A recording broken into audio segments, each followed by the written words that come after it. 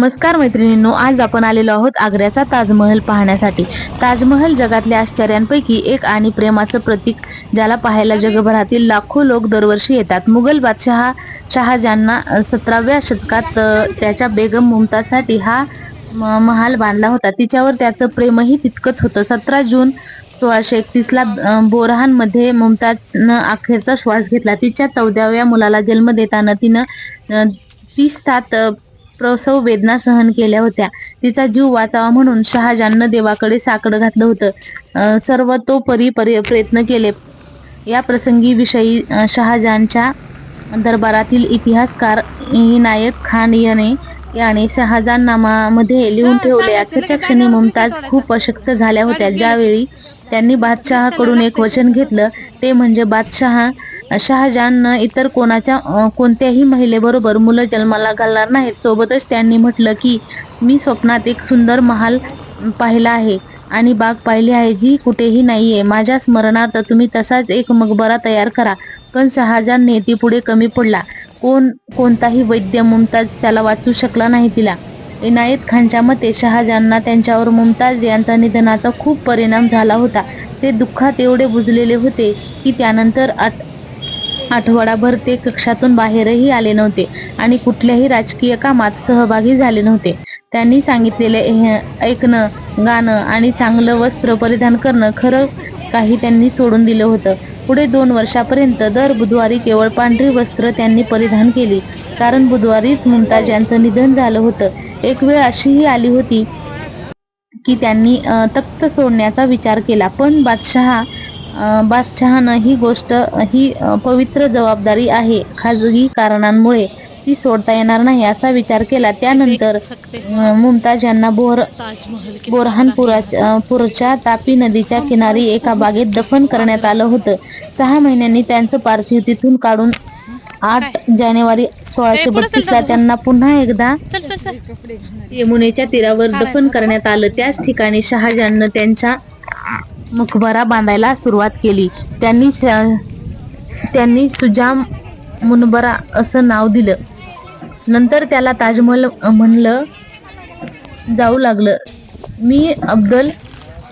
मीर अब्दल करीम यांना मुकदर खान यांच्यावर हा मकबरा तयार करण्याची जबाबदारी सोपवण्यात आली।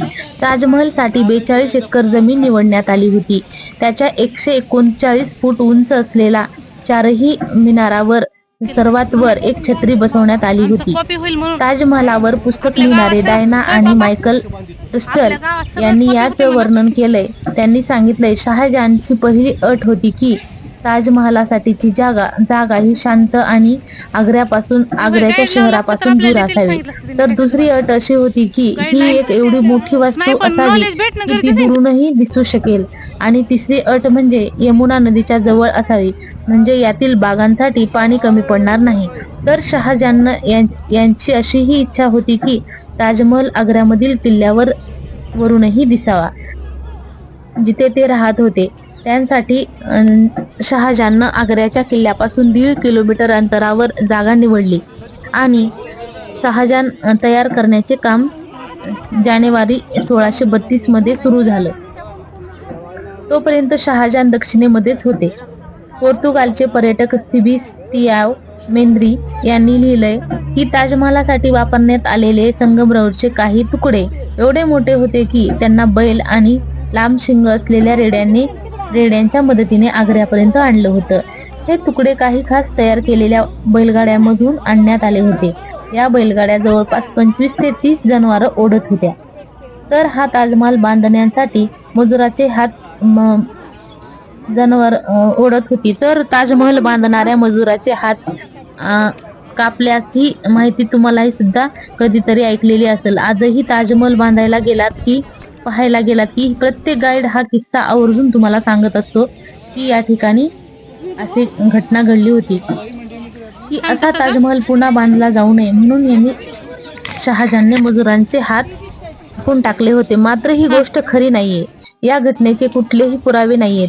इतिहासकारांनी तसा उल्लेख कुठेही केलेला नाहीये। महत्वाचं म्हणजे ताजमहालावर कुराणातील आयत आणि फुलांचं नक्षीकाम करण्यात आलं होतं। अमानत खान यांना ही नक्षीकाम करण्याची जबाबदारी देण्यात आली होती। रशियन लेखिका हेलिनावत सखी ब्लावत सखी यांनी ताजमहल बनवल्याच्या 200 वर्षानंतर लिहिलं होतं की ताजमहालांच्या भिंतीवरील काही फुलं एवढी खरी वाटतात की ती आपोआपच ती खरी आहेत की नाही हे तपासण्याकरिता आपण पुढे सरकत असतो.